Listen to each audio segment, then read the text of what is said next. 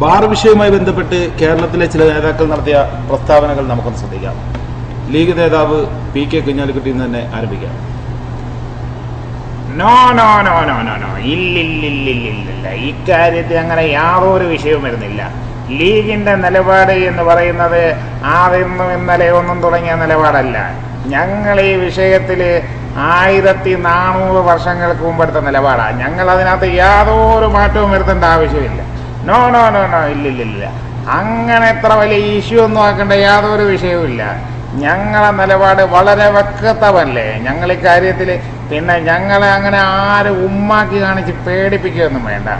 ഞങ്ങൾ എവിടെയൊന്നും ഓട് പൊളിച്ചിറങ്ങി വന്ന ടീമൊന്നുമല്ല. അക്കാര്യത്തിൽ നിങ്ങൾക്ക് യാതൊരു സംശയവും വേണ്ട. ഇതൊന്നും വലിയ ഇഷ്യൂ അല്ലെന്നേ. പിന്നെ ഒരു കാര്യം ഞാൻ പറഞ്ഞേക്കാം, സെക്രട്ടേറിയറ്റ് തിരുവനന്തപുരത്താണെങ്കിലും അതിൻ്റെ ഉള്ളിലുള്ള സകല ചരട് വലി നടക്കുന്നത് ഞങ്ങൾ മലപ്പുറത്തിരുന്നായിരിക്കും. അക്കാര്യത്തിൽ യാതൊരു സംശയവും വേണ്ട. ഇനി ഈ വിഷയത്തിൽ മുഖ്യമന്ത്രിക്ക് എന്താണ് പറയാനുള്ളത് നോക്കാം. കേരളത്തിലെ കുടിയന്മാരുടെ കുടി നിർത്തലാക്കുക എന്ന ഉദ്ദേശത്തോടു കൂടിയാണ് ഗവൺമെൻറ് ഇങ്ങനെ ഒരു നയം കൊണ്ടുവന്നത്. നമ്മുടെ രാജ്യത്ത് 2 രീതിയിലുള്ള കുടിയന്മാരാണുള്ളത്.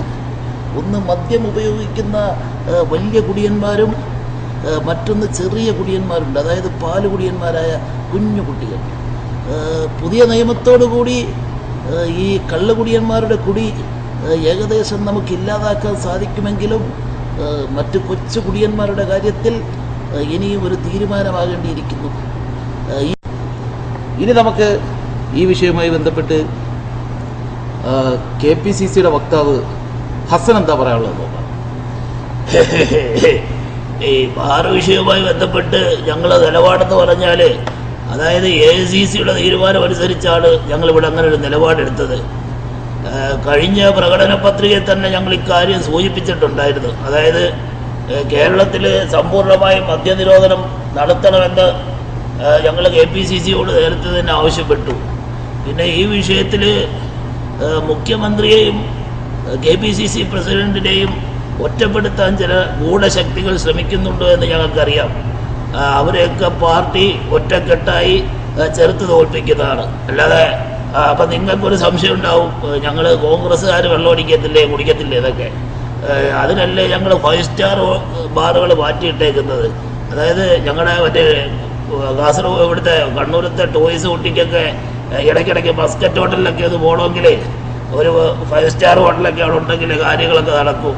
അതുകൊണ്ട് ഈ വിഷയത്തിൽ കോൺഗ്രസ്സുകാരെ കുറ്റപ്പെടുത്തേണ്ട ഒരാവശ്യമില്ല. ഇത് ഞങ്ങളുടെ AICCയുടെ നിലപാടാണ്. അക്കാര്യത്തിൽ യാതൊരു സംശയവുമില്ല. എനിക്കിത്രേ പറയാനുള്ളൂ. ഇനി നമുക്ക് മറ്റൊരു നേതാവിലേക്ക് പോകാം. BJP നേതാവ് ശ്രീധരൻപിള്ളയ്ക്ക് എന്താ പറയുന്നത് നോക്കാം. ബാർ വിഷയവുമായി ബന്ധപ്പെട്ട് BJPയുടെ നിലപാട് വളരെ വ്യക്തമല്ലേ. BJP കാര്യത്തിൽ വളരെ വ്യക്തമായ നിലപാടാണുള്ളത്. ഞങ്ങളുടെ നിലപാടെന്താ, ഞങ്ങൾ 1960 തന്നെ ഈ ഒരു നിലപാടെടുത്ത, പക്ഷേ ഞങ്ങൾ പുറത്ത് പറഞ്ഞില്ല എന്നേ ഉള്ളൂ. ഈ മദ്യം എന്ന് പറയുന്നത് നമ്മുടെ രാജ്യത്തിന്റെ സമ്പദ്ഘടനയെ നശിപ്പിക്കുന്നതല്ലേ, നമ്മുടെ സമൂഹത്തെ കാർന്നു നിന്നുന്ന ഒരു അർബുദമല്ലേ ഈ മദ്യം എന്ന് പറയുന്നത്. അത് നമുക്ക് വേണ്ട, അത് നമ്മൾ വർജിക്കണം. ഈ കാര്യത്തിൽ ഞാൻ BJPയുടെ കോർ കമ്മിറ്റിയിൽ തന്നെ ഈ കാര്യം പറഞ്ഞിട്ടുണ്ടായിരുന്നു. പക്ഷേ ഇപ്പൊ ഞങ്ങളുടെ കേരളത്തിലുള്ള നേതാക്കന്മാർക്കൊന്നും കേന്ദ്രത്തിൽ വലിയ പിടിപാടൊന്നും ഇല്ലാത്തതുകൊണ്ട് അവരത്ര മൈൻഡ് ചെയ്തില്ല. പക്ഷേ എന്റെ റിട്ട് കിടപ്പുണ്ട് ഹൈക്കോടതിയിൽ. ഈ വിഷയവുമായി ബന്ധപ്പെട്ട് ഞാൻ ഒരു റിട്ട് ഹൈക്കോടതി കൊടുത്തിട്ടുണ്ട്. അതിന്റെ വിധിയൊക്കെ വരട്ടെ. അല്ലാതെ BJP ഇക്കാര്യത്തിൽ ആർക്കും കുറ്റം പറയേണ്ട ആവശ്യമില്ല.